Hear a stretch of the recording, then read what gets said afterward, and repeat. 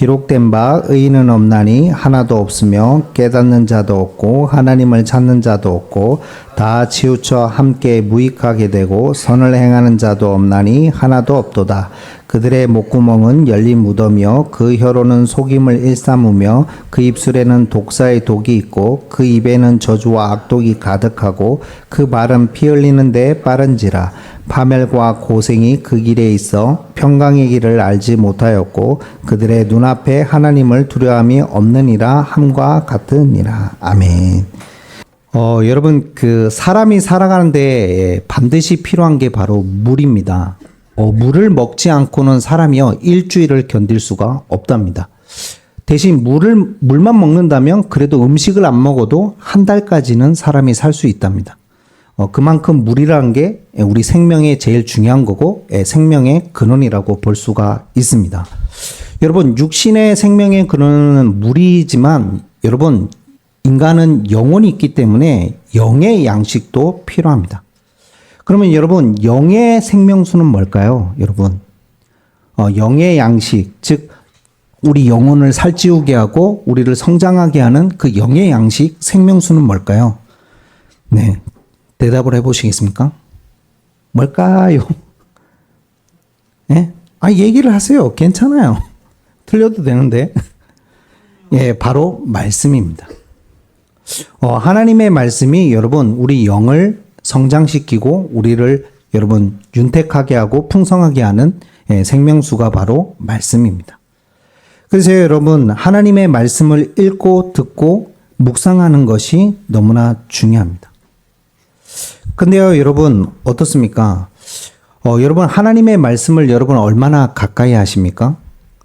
여러분, 영의 양식인 말씀을 내가 가까이 하지 않는다는 것은 이미 내 삶 속에 성경을 읽고 묵상하는 시간이 없다는 것은 여러분, 이미 우리는요, 영적으로 바닥 상태라고 볼 수가 있습니다. 이미 영의 양식이 끊긴 상태인 거예요. 생각을 해보세요, 여러분. 밥을 먹지 않는다. 물을 마시지 않는다.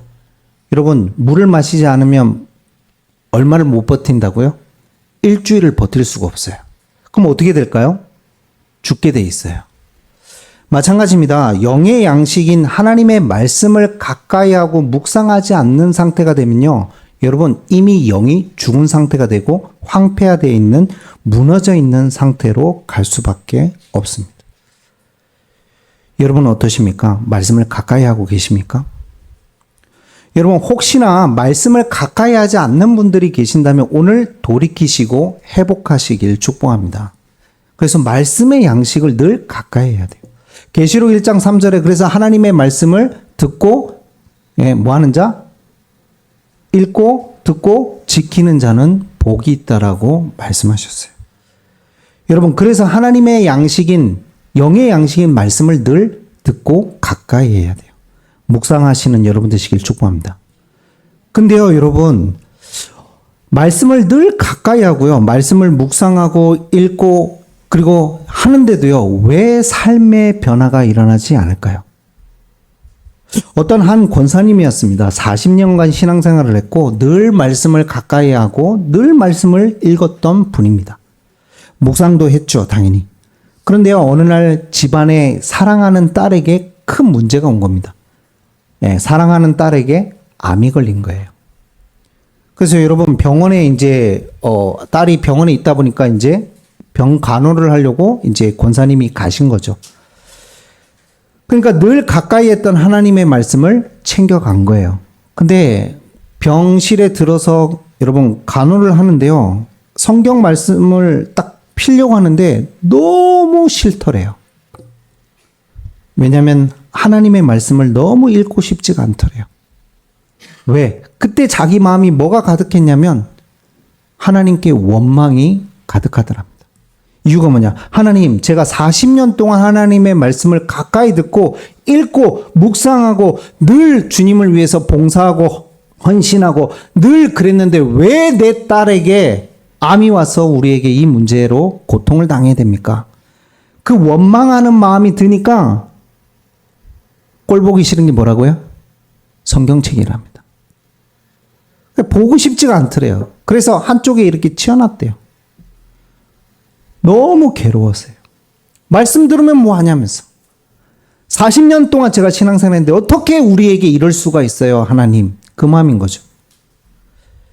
그런데요, 여러분. 그래도 이분이 정말 하나님의 은혜가 임한 권사님이 맞는 것 같아요. 근데 어느 날 며칠 지났는데 구석에 있는 그 말씀이 어디에 밟혀요? 자기 눈에 밟히는 거예요. 그래서 하나님의 자녀가 맞는 거죠. 그러니까. 읽기 싫은데 너무나 원망하는 마음이 큰데 말씀을 폈답니다. 여러분 40년 동안 습관 들어져 있으니 오히려 여러분 말씀을 안 읽는 게 이상하겠죠. 그래서요 그날따라 이사야서를 쭉 읽는데요 여러분 하나도 머리에 들어오지 않죠 잘. 근데 한 말씀이 자기에게 너무나 꽂히더랍니다. 그게 여러분 이사야 41장 10절의 말씀이었습니다. 두려워하지 말라 내가 너와 함께 함이라. 놀라지 말라 나는 내 하나님이 됨이라. 참으로 내가 너를 굳세게 하리라. 참으로 내가 너를 도와주리라. 참으로 나의 의로운 오른손으로 너를 붙들리라. 그 말씀이요 여러분 한 번도 느껴보지 못했답니다. 40년 동안 성경을 읽으면서 한 번도 느껴보지 못했는데 그날따라 그 말씀이 너무나 사무치도록 자기 가슴에 담기더랍니다. 눈물이 한없이 펑펑 쏟아지더랍니다. 자기가 원망했던 것들이 회개가 될 뿐만 아니라 하나님 앞에 죄송스러울 뿐만 아니라 그 말씀이 자기 가슴을 울려서 펑펑 눈물 흘리게 됐답니다. 여러분 그러면서 하나님이 믿음을 주신 거죠. 그러니까 이 권사님이 다시 이런 결단을 하게 됐답니다. 그래 하나님의 말씀은 살아있구나. 내가 다시 말씀을 읽어야지. 그리고 하나 더 결단했답니다. 암으로 투병 중인 그 딸에게 저 아이가 듣든지 안 듣든지 하나님의 말씀을 읽어줘야 되겠다. 그래가지고요 그 딸이 듣든지 안 듣든지 계속 하나님의 말씀을 읽어줬대요. 근데 어느 날 딸이 엄마에게 이야기하더랍니다. 엄마, 자기가 사실은 자기도 하나님의 말씀이 들리지도 않았고 읽지도 않았고 관심도 없었는데 엄마가 읽어주는 하나님의 말씀인 성경 이야기는 그 말은 너무나 잘 들려. 그리고 그 말씀 때문에 내가 살 것 같아.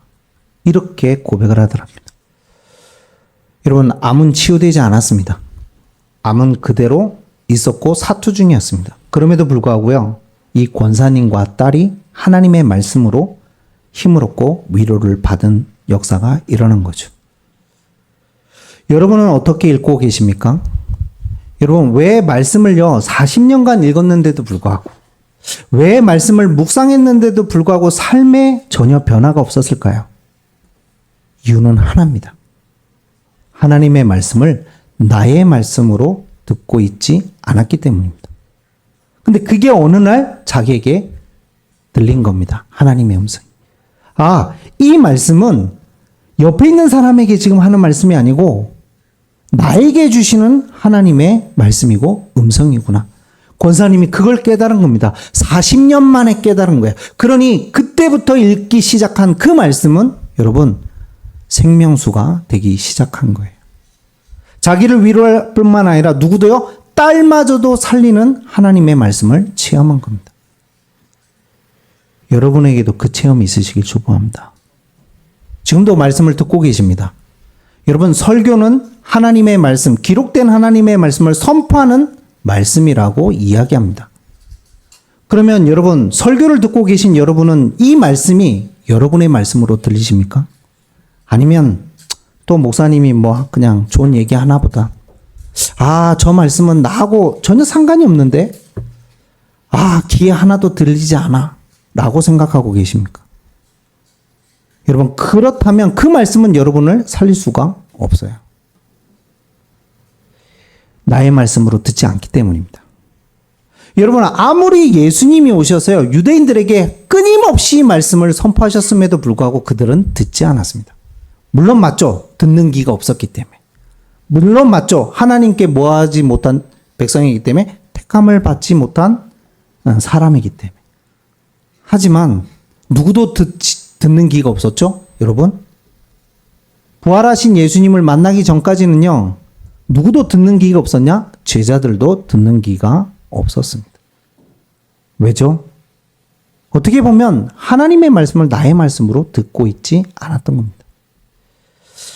여러분 오늘 죄란 무엇인가 라는 말씀이 무거울 수 있지만 이걸 통해서 하나님의 음성을 듣기를 축복합니다. 예, 안 그래도 목사님 축구 때문에 화가 나요. 죄까지 뭐. 제가 그럴 줄 알았나요? 축구가 이렇게 될 줄 알았나요, 제가? 네. 저를 탓하지 마세요, 그래서. 여러분, 죄가 무엇인가에 대해서 오늘 말씀할 건데요. 하나님의 말씀으로 깊이 들으시길 축복합니다. 자, 들어가기 전에 오늘 성경 본문을 들어가기 전에 먼저 전제되는 게 있습니다. 항상 전제되는 게 있어요. 중요한 건데요. 여러분, 죄라고 판단하는 주체가 누굴까요? 우리의 감정일까요? 우리의 생각일까요? 여러분, 그렇지 않습니다. 하나님이시고 하나님의 말씀이에요. 그 말씀에서 뭐라고 이야기하는지 그거에 대해서 그래서 우리가 정확하게 알고 있어야 돼요. 여러분 쉽게 죄다 판단하지 마세요. 특히 또 옆에 있는 사람 너 죄야 판단하지 마세요. 죄를 판단하는 건 누구에게 없다? 우리에게 주어지지 않았어요. 죄를 판단하시고 그거에 대해서 평가하실 분은 누구세요? 하나님이세요. 그리고 말씀만이 기준이세요. 그러면 어떻게 받으면 돼요? 그 말씀을 통해 누구를 자꾸 말씀 앞에 세우면 되죠? 나 자신을 세우면 되는 겁니다. 그래서 오늘 죄가 무엇인가? 오늘 3장, 여러분 로마서 3장 10절부터 쭉 보겠습니다. 한번 보세요. 늘 알았던 말씀이죠. 잘 들었던 말씀입니다. 자, 의인은 없나니 하나도 없다.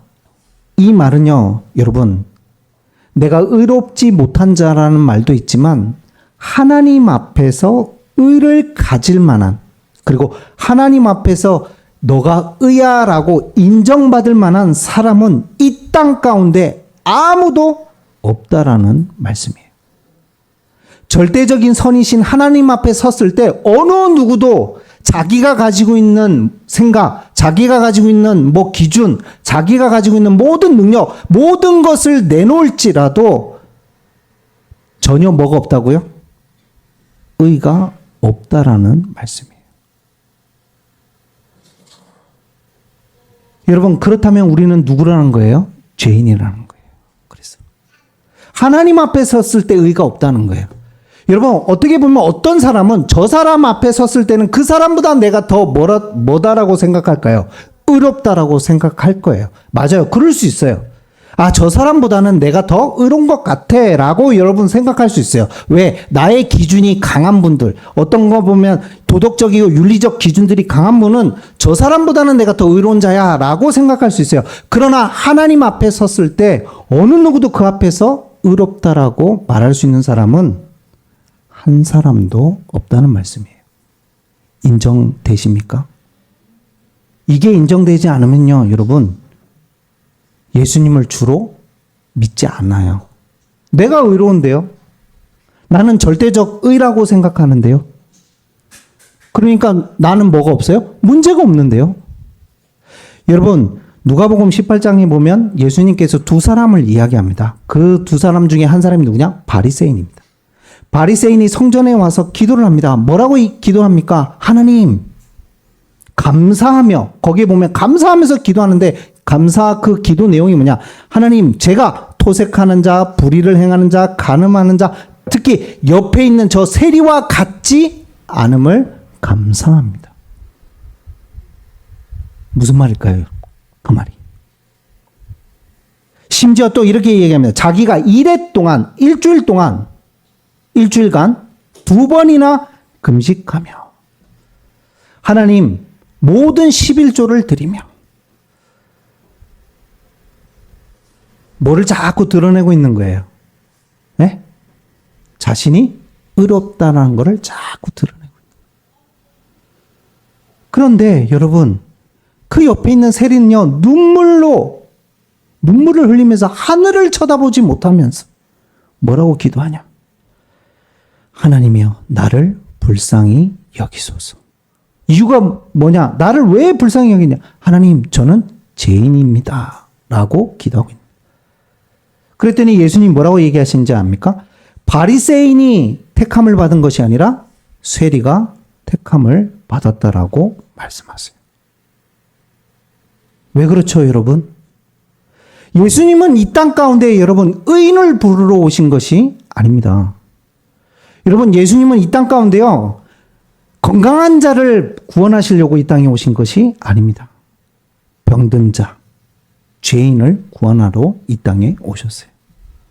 그러면 나 자신이 하나님 앞에 섰을 때 의인이다라고 생각하는 사람이 과연 하나님을 믿겠나요?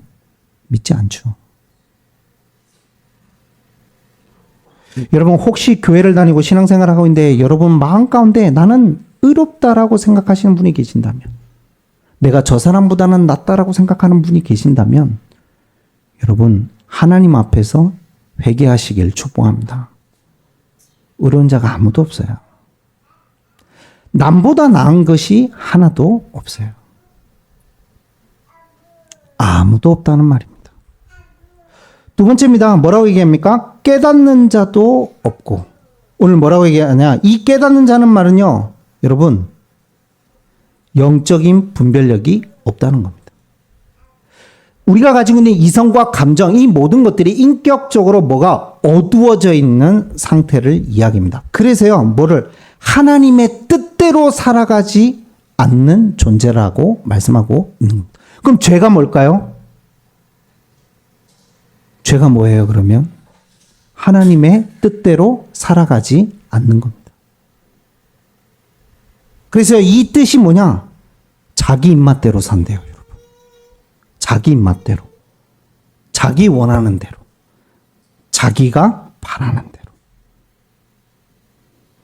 그리고 심지어 자기 입맛대로 사는 사람은요, 여러분, 종교인들은, 특히 종교인들은 거기다 뭐를 붙이냐? 하나님의 뜻을 갖다 붙이는 존재라고 말씀하고 있습니다.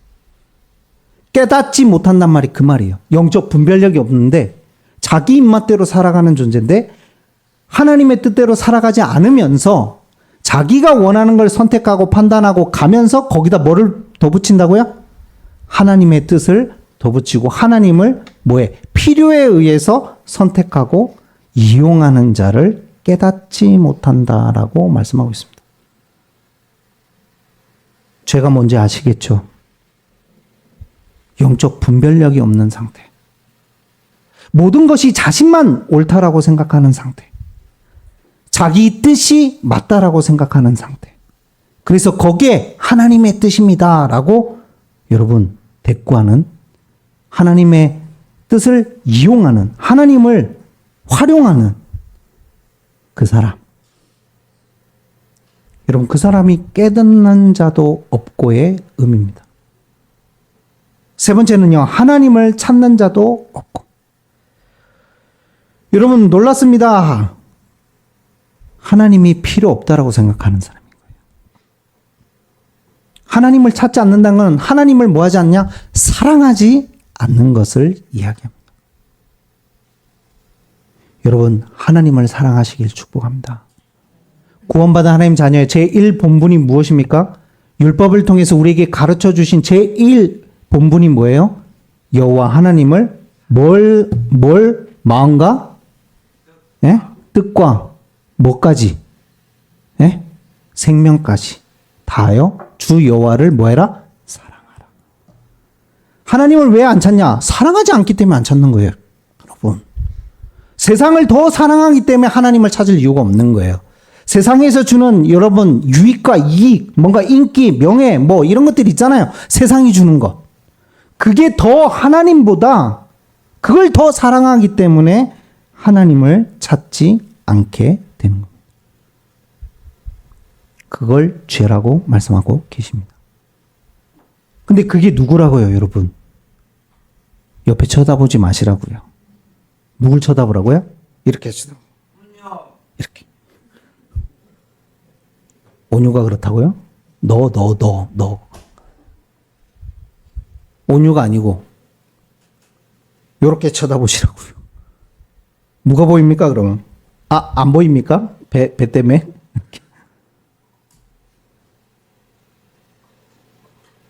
치우쳐 함께 무익하게 되고. 여러분, 이 치우친다는 말이 굉장히 죄에 대한 속성을 정확하게 말씀하고 있어요. 치우치다는 말이 뭐냐? 하나님의 길에서 이탈했다, 벗어났다, 그 의미.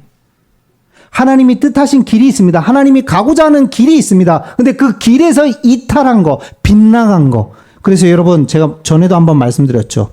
구약에서 말하는 그 죄, 하타트라는 단어, 하마르티아라는 단어. 그 죄가 뭐라고요? 관역으로부터 벗어났다. 치우쳤단 말이 그 말입니다. 하나님의 말씀으로부터, 하나님의 방향으로부터, 하나님의 뜻으로부터 벗어난 상태를 죄라고 이야기하고 계십니다. 그래서 무익하게 된 거예요. 그 결과는 하나님의 말씀과 뜻으로부터 벗어나면요, 여러분 결과가 뭐가 된 줄 아세요? 열심히 했는데 무익하게 돼요. 최선을 다했는데 무익하게 돼요. 굉장히 바삐 살았는데 무익하게 돼요. 헛되게 돼요. 여러분, 그걸 죄라고 얘기합니다. 무익하단 말이요, 여러분, 상한 우유처럼 쓸모없게 되었다, 그런 의미예요. 상한 우유 어떻게 하세요? 뭐 그걸 이렇게 바르십니까 혹시? 옛날에 조금 상한 우유는 발라도 된다, 뭐 이런 얘기를 들었던 것 같은데. 드시지는 않잖아요, 그렇다고. 여러분, 이게 되게 중요합니다. 무익하단 말이요, 그런 상한 우유처럼 됐다는 말인데, 거기에 어떤 의미가 되냐면요, 인간의 존재적인 목적을 상실했다는 말이에요. 내가 왜 인간인가? 여러분, 하나님의 형상대로 지음받은 인간의 삶의 목적은 그거를 완전히 상실한 상태를 무익하게 됐다라고 이야기하고 있습니다. 여러분, 또 어떻습니까? 선을 행하는 자는 없나니 하나도 없도다. 여러분, 완전한 선이 하나님이세요. 에이, 목사님, 저 선을 많이 행하고 베풀고 하고 있는데요. 맞아요. 너무나 좋은 분들이고 너무나 좋은 마음이고 좋은 자세고 태도죠. 그렇지만 그들이 행하는 선조차도 하나님 앞에서는 상대적인 선일 뿐이에요. 절대적이지 않아요. 그것으로 죗값을 치를 수가 없어요. 심지어 여러분, 오늘 또 뭐라고 얘기합니까? 열린 무덤이요, 그 혀로는 속임을 일삼으며. 누가요, 여러분? 우리가 열린 무덤이라는 겁니다. 우리가 입만 열면 속임을 일삼고 있다라고 말씀하고 계세요. 죽음의 냄새가 나는 겁니다. 말이 누군가를 살리기보다는 어떻습니까? 상처를 주고 누군가를 더 죽이는 말을 더 많이 하지. 솔직하게 손 들어보세요. 축구 보면서 감독 욕했다, 안 했다? 안 한 사람 손 들어보세요. 거짓말 하지 마세요. 목사 입에서도 욕 나오던데. 오늘 허탈해가지고 이랬더니 제가 아싸 한 건 있죠. 내기에서 제가 이겼거든요. 32강 못 간다 이렇게 해가지고 아싸 10,000원 벌었다 이러면서. 여러분, 우리 마음이 그래요. 열린 무덤이에요. 죽음의 냄새가 나요. 늘 악독과 여러분 거짓과 독사의 독이며 늘 왜곡과 속임수, 합리화, 자기 합리화 이런 것들로 가득 차 있는 존재가, 자기 중심으로 자기 합리화에 가득 차 있는 존재가 바로 우리 자신임을 말씀하고 있습니다. 그 모든 상태가 바로 죄랍니다. 저주와 악독, 원한이, 증오가 가득한 상태를 이야기합니다. 옛날이었던 것 같아요. 98년도 프랑스 월드컵이었나요? 그때 어느 나라였더라? 엘살바도르였나? 나 정확하게 기억이 안 나는데 자살골을 넣었거든요. 그 선수가. 넣고 싶어서 자살골 넣었겠어요? 그래가지고 떨어진 거예요. 조별리그. 그래가지고 국내에 복귀했더니 총 맞아 돌아가셨어요. 그런 일이 있었어요. 대한민국 좋은 나라예요. 총이 없어서 다행이에요. 제가 볼 때. 왜 그럽니까, 여러분? 축구 하나 졌다고. 증오와 원한이 가득한 거죠, 우리가. 여러분, 죄는요, 어디를 좋아하는 줄 아십니까? 피 흘리는 데를 좋아한답니다. 파멸과 고생과 심지어 뭐가 없냐? 평강이 없는 상태. 여러분, 평강이 있으시길 축복합니다. 여러분, 마음에 평강이 없다? 지옥 상태예요. 예, 죄로 충만한 상태라고요. 여러분, 그래서요, 가장 결론입니다. 그래서 이 죄의 모든 종합적으로, 그럼 죄는 어떤 상태가 되냐? 그들의 눈앞에 하나님을 두려움이 없느니라. 여러분, 죄로 충만하면요, 죄 가운데 있으면요, 뭐를? 하나님을 두려워하지 않아요. 이 말은 하나님을 뭐 하지 않느냐? 경외하지 않는다는 말이에요. 즉, 죄를 짓는 것이 거리낌이 없다는 거예요. 여러분, 그럴 수가 없어요. 죄로부터 해방돼서 구원받은 하나님의 자녀는 죄 앞에서 거리낌이 없을 수가 없어요. 왜? 내 안에 성령이 계시기 때문에. 내 안에 뭐를요? 하나님을 모하는 마음이 있기 때문에, 경외하는 마음이 있기 때문에. 죄를 지을 수는 있지만 그 죄 안에 끊임없이 계속해서 거리낌 없이 지으면서 머물러 있을 수 없는 존재가 구원받은 하나님의 자녀입니다. 왜? 생명이 우리와 함께 하시기 때문에. 왜요? 말씀으로 늘 우리를 깨닫게 하시고 지도하시기 때문에. 여러분, 이 모든 것을 통틀어서 오늘 죄라고 말씀하고 계십니다. 죄가 무엇입니까? 하나님의 뜻보다는 자신의 중심과 자기 의를 내세우는 것을 죄라고 이야기합니다. 죄가 무엇입니까? 영적 분별력 없이 본인이 원하는 대로 살아가는 존재가 바로 죄입니다. 하나님의 뜻과 계획보다는 자신의 뜻과 계획을 관찰시키고 그걸 향해서 살아가는 존재. 하나님의 뜻으로 가는 그 방향 아닌 다른 길로 엇나가는 그 삶. 그 모든 것이 죄임을 이야기하고 계십니다. 하나님을 두려워하지 않고 경외하지 않고 거리낌 없이 그냥 아무렇지도 않은 것처럼 살아가는 존재. 여러분, 참 무서운 시대가 돼가고 있는 것입니다. 그래서 죄의 속성은요, 개인주의예요. 여러분, 개인이 중요합니다. 성경은 개인이 중요함을 말씀하고 계시죠. 한 영혼이 뭐보다 귀합니까? 천하보다 귀해요. 그리고 요한삼서 1장 2절에 뭐예요? 내 영혼이 잘된과 같이 범사에 잘되기를 간구하네요. 성경은 개인을 무시하지 않아요. 개인이 너무 소중하고 중요해요. 그러나 성경은 개인주의를 말하지 않아요. 왜? 그건 죄이기 때문에. 프랑스 유명한 그 유학을 한 교수님, 최근에 뜨고 계신 교수님 한 분 계세요. 굉장히 웃기더라고요. 그분이 어떤 패널한테 이렇게 질문을 받았어요. 아, 왜 이렇게 프랑스 애들은 개인주의예요? 이렇게 물었더니요. 그 교수님이 이렇게 대답하시더라고요. 프랑스는 개인주의가 아니고 이기주의입니다. 이렇게 얘기하시더라고요. 개인주의를 넘어서 이기주의래요. 최근에 뭐 그 대통령께서요, 야, 우리가 프랑스인들 한 달에 3일 정도만 더 일하면, 3일 정도만 더 일하면, 나라에 어느 정도가 이익이어서 이걸 해결할 수 있습니다. 그랬더니, 모든 개인들이 들어서서 데모하면서 뭐라고 데모했게요? 왜 그걸 위해 내가 희생해야 되냐? 국가에 니들이 희생하라면서 이런 식으로 데모했답니다. 대한민국이었으면, 그래, 나라를 위해서 우리가 한 몸 바치자 이랬을 건데.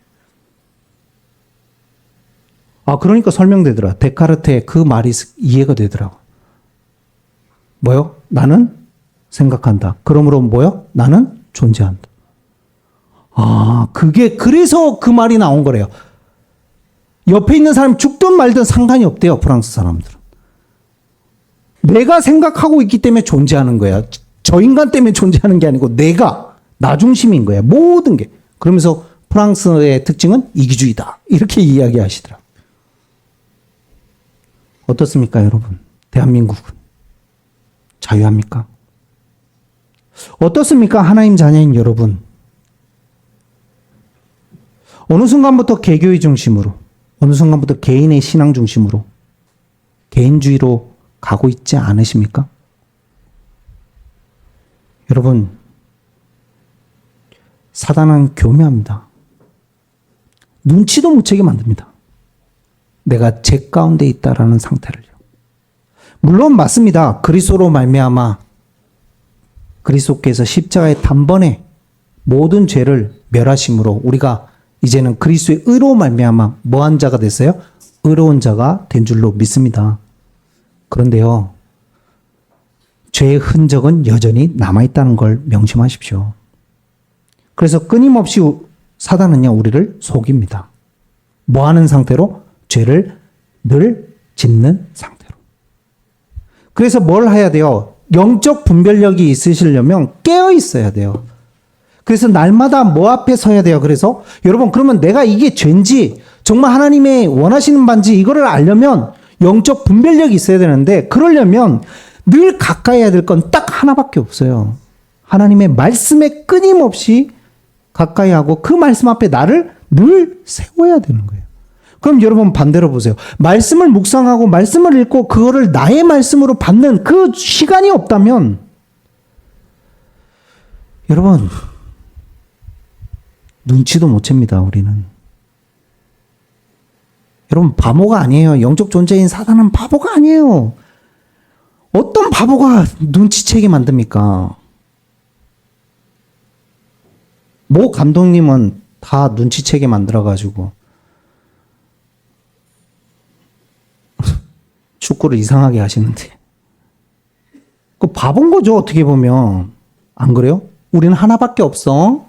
그거 다 가르쳐 준 거 아니에요. 그러니까 감독이 뭐래요? 옆에 상대편 감독이 대한민국은 어떻게 할 줄 다 알았어. 그렇게 하더라. 그 바보 아니에요, 여러분? 싸움인데 누가 전술을 다 가르쳐 줍니까? 야, 상대방한테, 여러분 전쟁하는데 상대방한테 야, 우리 전술 이거다? 그런 사람이 어디 있어요? 그럼 여러분 영적 존재인 사단이 바보입니까? 우리한테 박 목사, 너를 죄 가운데 있게 만들 건데 그 전술이 요거다? 드러낼까요? 그럴 리가 없죠.